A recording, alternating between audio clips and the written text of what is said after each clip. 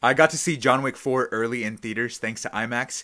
Now here's my non-spoiler review. If you're asking me, hey, do I need to watch John Wick 4 in theaters on the biggest screen possible? I would say, yeah. John Wick 4 joins the high table of action epics. I was sitting in my seat looking over to my brother from time to time and being like, how did they film that? I'm telling you, there are some sequences in here where you're going to be questioning, was that real? How is that even possible? I've seen some of the greatest action movies ever. The Raid Redemption, The Raid 2, The Matrix, Terminator 2, and I'm telling you, there are sequences in here that are on that level. From the suspenseful car chase scene in Paris, to Keanu Reeves relentlessly using nunchucks, to them introducing this crazy cool weapon, and them also showcasing one of the most impressive overhead continuous shots I've ever seen, it is just an adrenaline rush you can't miss out on. Keanu Reeves cements himself as not only one of the greatest action stars ever, but as a movie legend. The way they talk about John Wick, the Baba Yaga, and their universe with high regard, I feel the same way about Keanu. He is a man of focus, he's very humble, and he brings 100% efficiency to every role. I love it. I also love the themes that they utilize in this movie. The themes include brotherhood, friendship, choices, and consequences. When it comes to brotherhood and friendship, they encourage that you have somebody's back always for the right reasons. When it comes to our choices and consequences to our actions, the choices we make as living for our loved ones, for our friends who are also alive or have passed on, the choices we make related to them define us.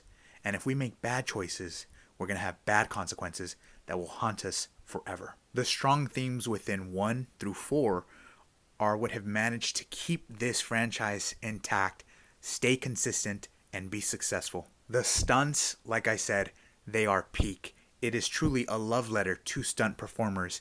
And now John Wick is one of the best examples for the argument that the Oscars need to add a category for all stunt performers. Because what they do to put their lives on the line for our entertainment, it's amazing. The inclusion of Donnie Yen was just goated. It Man, baby, It Man.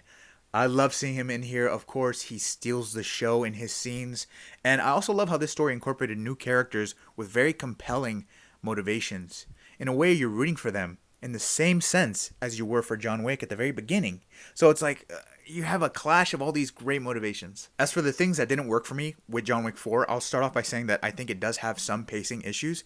It clocks in at around 2 hours and 49 minutes, close to 3 hours, and it definitely felt that long, if not longer. And I think it's because of the drastic shift in pacing from the action sequences to the exposition and world building. For whatever reason, I just felt like those scenes with the exposition and world building kind of dragged a bit, and I think it's because they were kind of covering over the same ground that was introduced in the second and third movie. So when we got those scenes, I was like, this feels kind of redundant because they're not really doing anything new with the world building. I mean, by the end of the movie, I felt like it kind of ended on a premature note, and I was like, wait a minute, that was it? What about the rest of the high table? What's going on with that? Like, what's going on?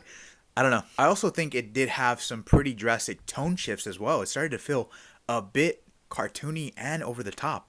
Like, it felt like John Wick was in the Fast and the Furious universe for a little bit. Scott Adkins is awesome, and I love seeing him have so much fun in this role. But I think their choice to have him like this in the movie, for me, kind of diminished the tension within that scene. Akira was a really cool character. I wish we saw more of her. I also felt like, at times, there seemed to be more focus on establishing new characters just to set up spin-off movies, which made it a little distracting from a fulfilling story for John Wick. But like I said, this is a celebration of the action genre. It's a celebration of stunt performers as early as Buster Keaton.